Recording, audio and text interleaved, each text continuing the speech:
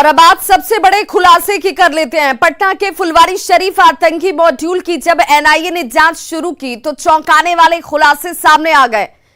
2047 यानी 2047 तक भारत को इस्लामिक राष्ट्र बनाने की साजिश का तो पहले ही खुलासा हो गया, लेकिन जांच में जो कागज और डिटेल्स सबूत के तौर पर हाथ लगे उससे यह पता चलता है कि इसके तार बिहार से लेकर यूपी, केरल और तेलंगाना तक फैले हुए हैं।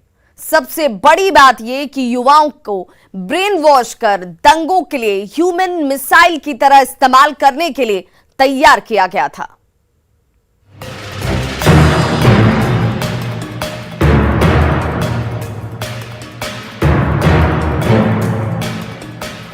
आपके स्क्रीन पर दिख रहा ये कोई मामूली पेपर नहीं है। ये उन 2 एफआईआर की कॉपी है जो एनआईए ने फुलवारी शरीफ मॉड्यूल और मरगूब को लेकर दर्ज किया है। लेकिन आज हम आपको इससे भी बड़ा खुलासा करने जा रहे हैं, खुलासा जो आपके होश उड़ा देगा।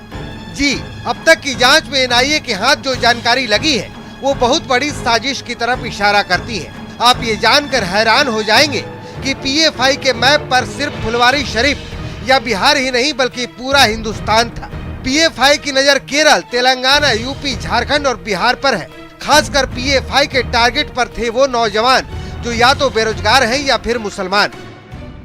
पीएफआई का जो अनुसंधान और जांच में पता चला है, इसमें एक चीज बहुत साफ है कि वो किसी भी तरह से हिंदुस्तान को अव्यवस्थित करना चाहते हैं।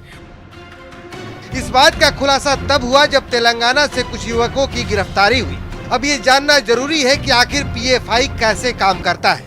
दरअसल पीएफआई ने कई अलग अलग विंग बना रखे हैं जिसके जरिए मुस्लिम युवाओं का ब्रेन वॉश किया जाता है, कट्टरपंथी विचारधारा को बढ़ावा दिया जाता है। इसके लिए स्कूल, कॉलेज, मदरसों और मोहल्लों में रिक्रूटमेंट होती है जिन्हें पीएफआई के ट्रेनर हथियारों की ट्रेनिंग देते हैं। यही नहीं, प्रदर्शन में दंगा फैलाने की ट्रेनिंग देकर इन युवाओं को ह्यूमन मिसाइल की तरह इस्तेमाल किया जाता है।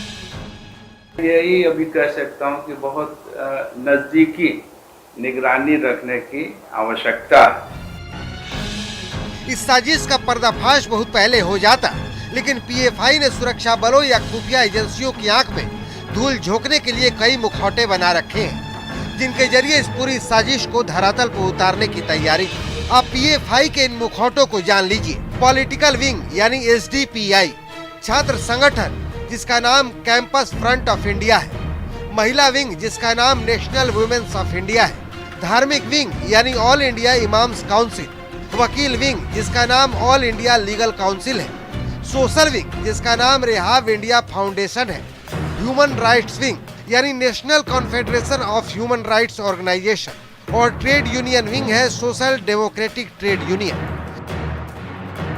यानी पीएफआई ने एक पूरा तंत्र तैयार कर रखा है।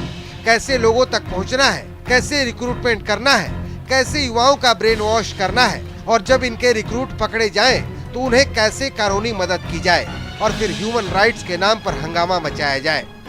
इस बात की जानकारी जो है, इस बात का खुलासा जो है वो एनआईए के इस रिपोर्ट में हुई है। इस रिपोर्ट में साफ तौर पे लिखा गया है कि किस तरह से पीएफआई जो है वो देश में विध्वंस फैलाने का नापाक मंसूबा न सिर्फ पाले हुए था बल्कि इम्प्लीमेंट करने की दिशा में लगातार अपने कदम तेजी से आगे बढ़ा रहा था। अमित कुमार, न्यूज़ 18, पटना। और ऐसे में खबर को समझिए कि पीएफआई का प्लान आखिर था क्या, इससे भारत को क्या नुकसान होने वाला है, इसके पीछे कौन लोग काम कर रहे हैं, इसकी फंडिंग कहां से हो रही है और ऐसे कई सवाल हैं जो लोगों के जहन में इस वक्त उठ रहे हैं। उठना लाजमी भी है क्योंकि ये सीधे तौर से देश की आंतरिक सुरक्षा से जुड़ा हुआ मसला है। बारी बारी से सारे सवालों का जवाब समझने की कोशिश भी कर लेते हैं। बिहार की धरती से देश विरोधी मिशन 2047 की साजिश हो रही थी। पुलिस को फुलवारी शरीफ में कई आपत्तिजनक सामान की बरामदगी होती है। छापेमारी के बाद कई दस्तावेज, झंडे, पंपलेट, बुकलेट बरामद किए गए जो इस मिशन से जुड़े हुए थे।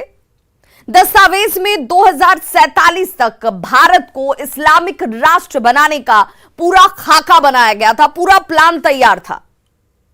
अब जरा आप समझिए कि मिशन इस्लाम 2047 का मकसद क्या था।